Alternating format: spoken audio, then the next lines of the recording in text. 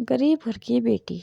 मुन्नी का परिवार गांव के से गरीब परिवारों में से एक था। गांव के बाकी लोगों के जीवन में समस्याएं थी, पर गरीब परिवारों की समस्याओं के बीच कहीं खोया हुआ जीवन था।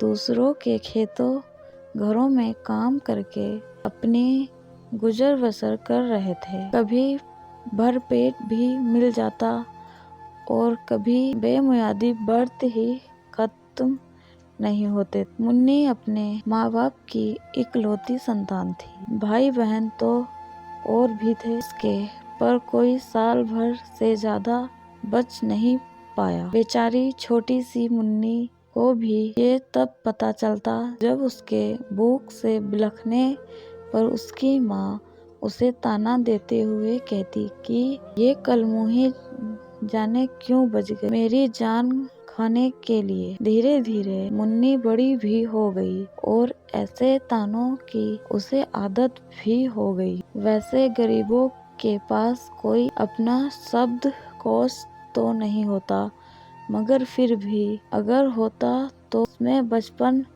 नाम का कोई शब्द नहीं होता। ऐसा ही हाल कुछ मुन्नी का भी था। माँ बाप घर के बाहर काम करते तो वो घर संभालती। खाना बनाना को कुछ होता तो चूल्हा चौका भी करती। शुरू में माँ बाप ने उसे आंगनबाड़ी में भी डाल दिया था। इसी बहाने उसे भी एक वक्त का खाना नसीब हो जाता और कभी कुम्हार घर वालों को भी। फिर आय के लिए घर वालों ने उसे भी काम पर लगा दिया। 2 जून की रोटी के लिए 3 लोग जी तोड़ मशक्कत करते। मुन्नी जैसे जैसे बड़ी होती गई, उसके रूप में और काम करने के ढंग में और निखार आता गया। हर काम को इतनी निपुणता से करती कि किसी को कुछ बोलने की जरूरत ही ना पड़ती। गरीब थी किंतु काफी गुणी भी थी। किसी परिचित ने ही उसे गांव के एक सेठ के बंगले में काम पर लगवा दिया। की ईमानदारी और कार्यकुशलता को देखकर उसको वेतन भी ठीक ठाक मिलने लगा। अब जब लगा कि घर के हालात थोड़े सुधरेंगे तभी एक नई आपदा आन पड़ी। बंगले में ही नौकरी करने वाले गार्ड का दिल मुन्नी पर आ गया। उसने बेहिचक अपने दिल की बात मुन्नी को बताई और शादी करने का प्रस्ताव रखा। मुन्नी जिसने गरीबी और ज्यादा ही करीब से देखी थी, अपनी मेहनत के बूते अपने माँ बाप को इस अभिशाप से मुक्त करना चाहती थी। शादी, इश्क, मोहब्बत, इन लफ्जों से उसका दूर तक कोई वास्ता न था। बिना किसी संकोच के उसने अपना जवाब ना में ही दिया। गार्ड ने कई बार विफल प्रयास किए और एक दिन प्रलोभन देते हुए यह भी कहा कि अगर तुम अपने माँ बाप के डर से राजी नहीं हो तो भागकर शादी कर लेते हैं। परंतु जिसने होश संभालने से पहले ही जिम्मेदारियां संभाल ली हो वो कभी जिंदगी के मैदान से पीठ दिखाकर नहीं भागते। मुन्नी अपने फैसले पर अडिग थी और फलस्वरूप गार्ड ने निराश हाथ लगाने पर उस पर झूठा चोरी का आरोप और उसके चरित्र पर निर्लज्जता का आरोप मढ़कर सेठ से शिकायत कर दी। हालांकि उसके खिलाफ ऐसा कोई सबूत मिला नहीं, पर मुन्नी को एक बात बहुत अच्छे से समझ में आ गई कि गरीबी और गलत अवधारणा पर परस्पर कोई गहरा संबंध नहीं है। चाहे आप दोषी ना भी हो, पर फिर भी बहुत आराम से कई बार शक की उंगली आप पर ही उठेगी और लोग आपको लगभग दोषी की निगाहों से ही देखेंगे। मुन्नी गरीब जरूर थी, पर उसने कहीं अधिक खुददार थी। सेठ को उसके करने पर कोई आपत्ति नहीं थी, परंतु मुन्नी ने खुद ही काम छोड़ दिया। उसने असल बात किसी को नहीं बताई और अब घर पर ही रहने लगी। बेवजह बदनामी के चर्चे आम थे और घर वाले भी ताने मारने लगे थे। यूं ही एक दिन मुन्नी की शादी के लिए एक रिश्ता आया। मुन्नी अचरज में थी कि एक बदनाम गरीब को अपनाने में कौन दिलचस्पी ले सकता है।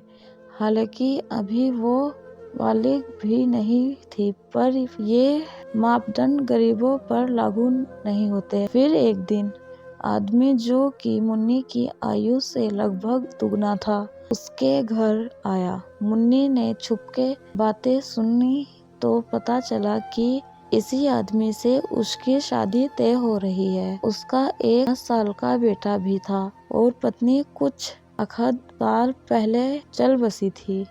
घर में और कोई नहीं था।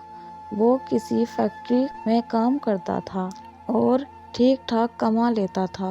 वो मुन्नी के घर वालों को 50,000 रुपए भी देने को तैयार था। आखिर वक्त सुनकर मुन्नी के घर वाले शादी के लिए राजी हो गए। मुन्नी की राय नहीं मांगी गई, पर अगर मांगी जाती तो वो भी हाँ में ही उत्तर देती। अंतर बस ये होता कि उसे ये तसल्ली थी कि उसके माँ बाप अब अच्छे से गुजर बसर कर सकेंगे। खैर, शादी के बाद मुन्नी और 5 वर्ष से अज्जू में काफी अच्छी दोस्ती हो गई।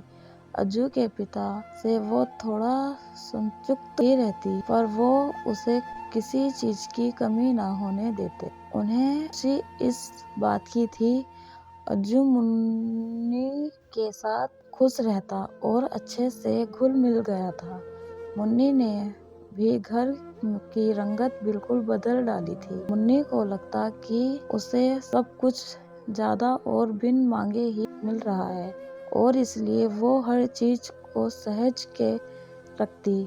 देखकर लगता था कि वह कोई बहुत ही समृद्ध और खुशहाल परिवार रहता है। अज्जू के बचपन के साथ साथ ही मुन्नी अपना बचपन भी जीने लगी थी। के बेहिसाब खिलौने और बेपरवाह शरारतें मुन्नी को हमेशा ही व्यस्त रखते। पढ़ाई में भी वो दोनों अब भागीदार बन जाते। मुन्नी ने भी आंगनबाड़ी में थोड़ा बहुत ही सीखा था, इसलिए अज्जू के साथ वो भी अब पढ़ाई लिखाई करती। एक दिन ऐसे ही मुन्नी ने अज्जू की हिंदी उच्चारण का इम्तिहान लेने के लिए उसे अखबार पढ़ने को कहा। 2-3 सुर्खियां पढ़ते पढ़ते अज्जू ने एक और सुर्खी पढ़ी। मुन्नी को वो कुछ अटपटी सी लगी। वो डांटते हुए अज्जू को दोबारा सही से पढ़ने को कहा। अज्जू ने फिर वही पढ़ा तो इस बार मुन्नी ने मोर्चा खुद संभाला और पढ़ने लगी। लिखा था, घर वालों ने नहीं की 1 लाख लहंगे की जिद पूरी तो लड़की ने शादी से पहले ही खुदकुशी। मासूम मुन्नी ये समझ पाने में असमर्थ थी कि इसमें खुदकुशी करने जैसा क्या कारण था। उसने अपने मस्तक पर जोर डालकर याद करने की कोशिश ही की, पर उसे ये याद नहीं आ रहा था कि उसने कब आखिरी बार जिद की। आखिर उसने कभी जिद की भी थी या नहीं, उसे ये भी याद नहीं आ रहा था। यादों के नाम पर उसने जहन में सिर्फ काम, जिम्मेदारियां और उनके बीच एक वक्त की रोटी के लिए होने वाली जद्दोजहद ही स्थापित थी।